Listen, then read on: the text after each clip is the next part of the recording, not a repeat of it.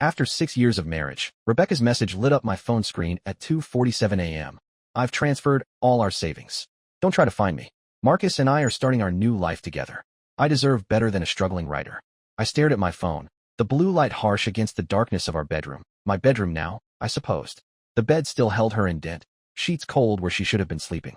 My hands trembled as I opened our joint banking app. $247.32 remained in our account that just yesterday had held our entire life savings of $183,000. The money we'd saved for our dream house. The advance from my upcoming novel. Everything. I felt oddly calm as I walked to her closet, already knowing what I'd find. Empty hangers swayed gently, her expensive shoes, the ones I'd bought her last Christmas, gone. Her jewelry box lay open, cleaned out except for the simple silver wedding band I'd given her when we were young and broke, tossed carelessly among velvet dividers. Marcus, her literary agent, the man who'd been mentoring her in her own writing career for the past year, the one who drove a Tesla and wore custom suits, who'd looked at me with barely concealed disdain during agency parties. Your wife has real potential, he'd said, hand lingering too long on Rebecca's lower back. She just needs the right guidance. I sat at my writing desk, opened my laptop, and began documenting everything. Years of working on crime novels had taught me the importance of details. Times, dates, account numbers. The last time I'd seen her, dinner last night, where she'd insisted on taking a selfie of us looking happy, probably for her alibi. I noted how she'd been gradually moving her favorite possessions to her office over the past month. My phone buzzed again. A social media notification. Rebecca had already changed her relationship status and posted the selfie from last night with a caption that made my blood run cold. Finally free from my controlling, emotionally abusive husband. Sometimes we must embrace our true destiny. Love wins. Hashtag living my best life. Hashtag new chapter. Hashtag escaped. The comments were already pouring in. Our friends, my friends, offering support. You're so brave. We always knew something was off about him. So happy you're safe now. I should have been angry. Should have been devastated. Instead, I felt something else entirely. Clarity. Rebecca had no idea who she'd really married. She thought I was just a moderately successful crime novelist who'd gotten lucky with a few books. She didn't know about my past as a forensic accountant, or about the offshore account where I kept my real savings, or about the detailed records I'd been keeping of her suspicious behavior over the past 6 months, including recordings of her conversations with Marcus about their plans. The morning after Rebecca's disappearance, I made 3 calls. First to my bank, then to my lawyer Sarah Chun, and finally to an old colleague from my forensic accounting days, David Rodriguez. I didn't tell any of them about Rebecca's social media posts or her accusations. I simply said, I need your help with something sensitive. While waiting for Sarah to arrive, I pieced together the breadcrumbs Rebecca hadn't been careful enough to hide. Her iPad was still synced to our home Wi-Fi, rookie mistake. The iCloud backup revealed hundreds of deleted messages between her and Marcus dating back 8 months. He's clueless about money. Just keeps writing his little books while I handle the business side. Getting access to the accounts was almost too easy. Rebecca, 3 months ago.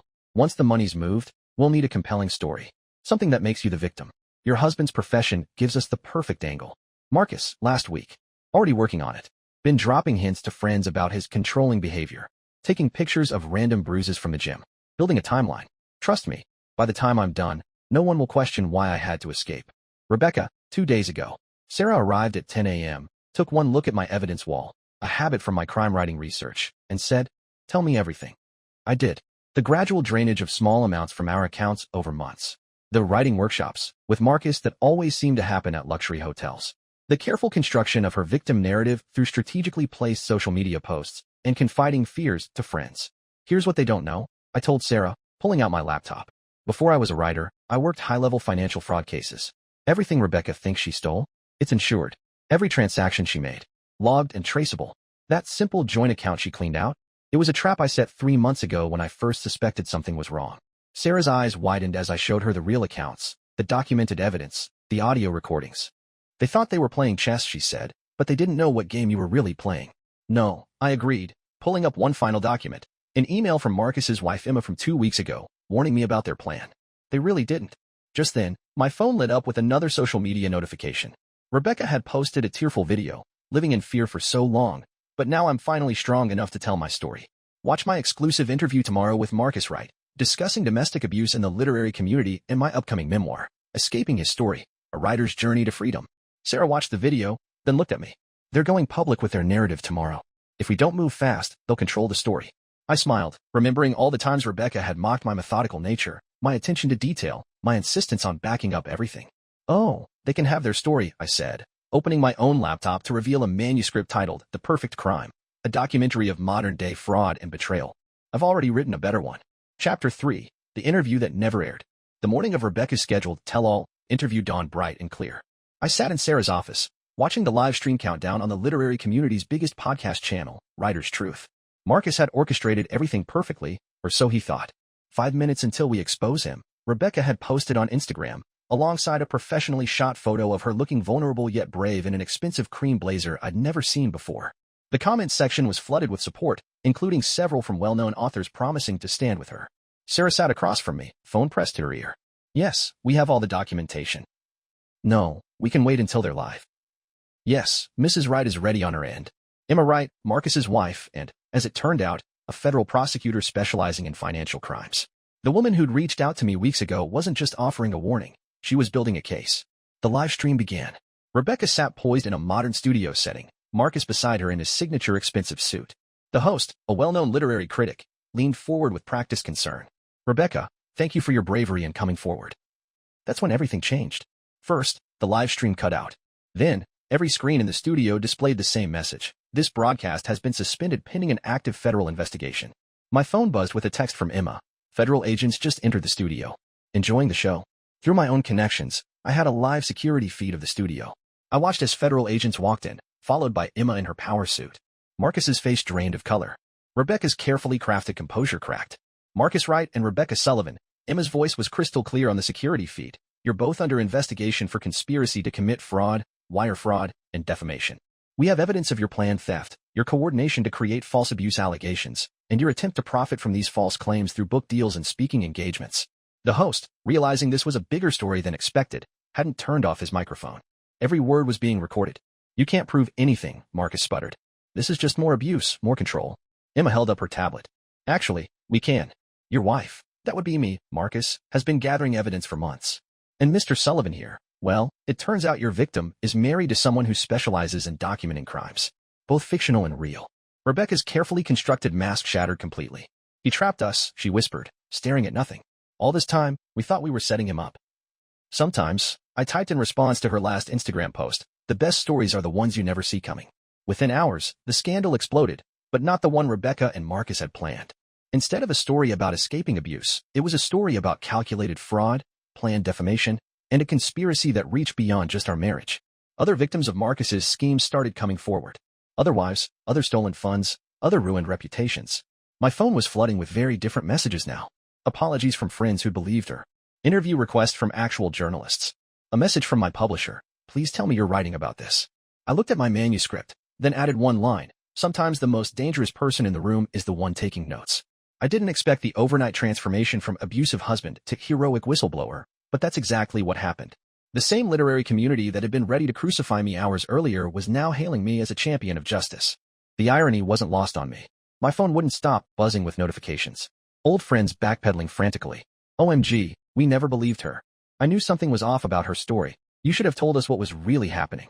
But the most interesting messages came from unexpected sources. 3 other writers contacted me privately, sharing similar stories about Marcus. He had a pattern. Find talented writers with successful spouses, promise them fame and fortune, manipulate them into stealing money, then discard them once the funds were secured. Sarah called me during the chaos. You need to see this. Rebecca's trying to do damage control.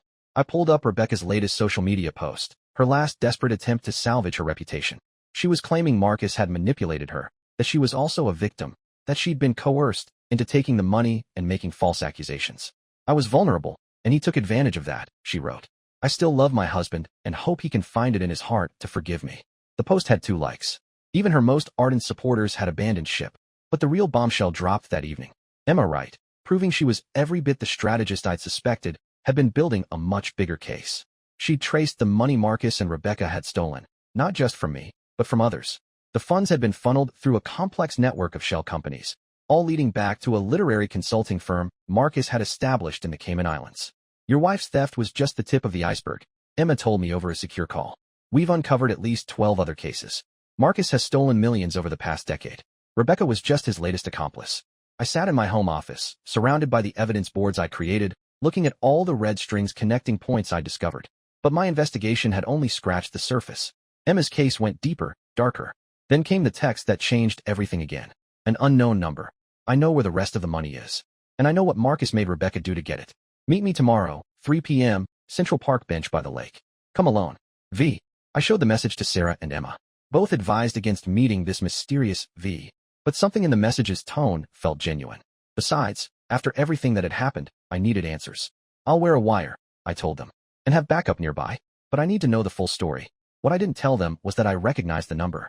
It belonged to Vanessa Martinez, Marcus's former assistant, who'd disappeared 3 years ago after filing a harassment complaint against him. The complaint had mysteriously vanished, and so had she. Until now. I set my phone down and opened my laptop, creating a new folder. The deeper truth.